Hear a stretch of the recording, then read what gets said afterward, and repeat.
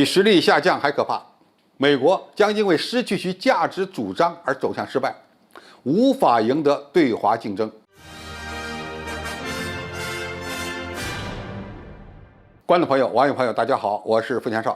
最近，美国国内因其最高法院取消了宪法对妇女堕胎权的保障，引发了社会的严重撕裂。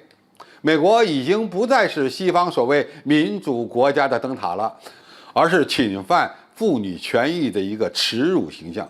有人会认为这件事儿只不过是美国的内政，是一起社会事件，但是美国的外交政策刊物却不那么认为。他们指出，这件事儿的性质非常严重，因为美国正因为失去长期崛起的理想主义，美国的未来将不会是美好的，甚至更难赢得对华竞争。决定一个国家地位的支柱包括3个方面。首先，国家的经济实力。在2次世界大战期间，美国能够生产惊人的150艘左右的航空母舰，以及数十万架飞机。那么一旦赢得和平，美国的财富就为欧洲和亚洲的复苏提供了担保。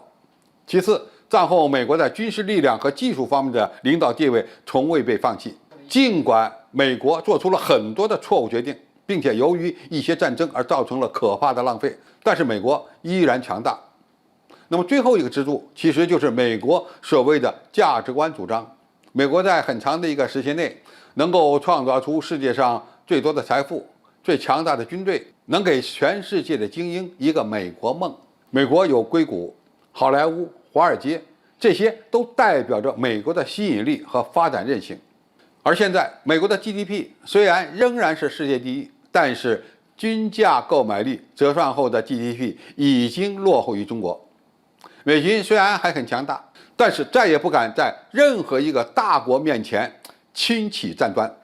相比这些硬实力的变化，美国的软实力变得不再对世界具有吸引力，才是更可怕的危机。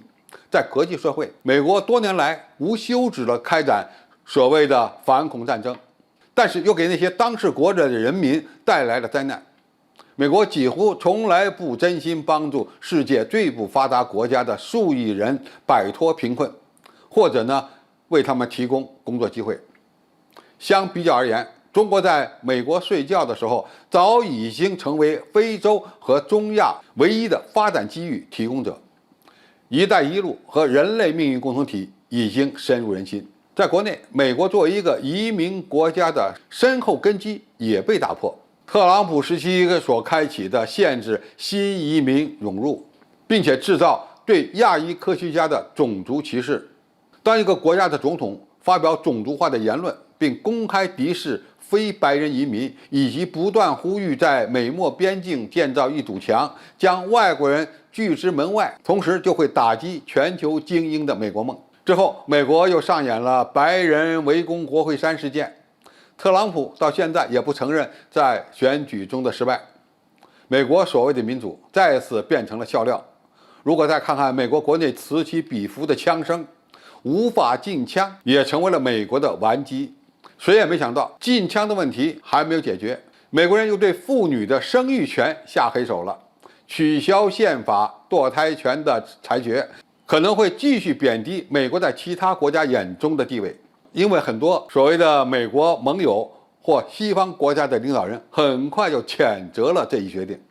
现在的美国用极端的说法就是逼着女性生育，然后呢再让这些生下来的小朋友在成长的过程中被击毙。美国目前虽然仍然比其他国家拥有更强大的硬实力，但是在软实力上正在彻底走向失败。美国梦已经没有了，西方国家对美国的尊重也将大打折扣，其他的美国盟友也在慢慢的变得不听话了。世界人民的眼睛是雪亮的，在美国走向更加失败的今天，中国的成功将冲击西方的价值观体系，进一步打击美国的所谓软实力。虽然美国天天叫嚷着要和中国竞争，但是摧毁美国霸权的不是中国，而正是美国自己。好，今天的评述就到这里，谢谢大家收看，我们下期再见。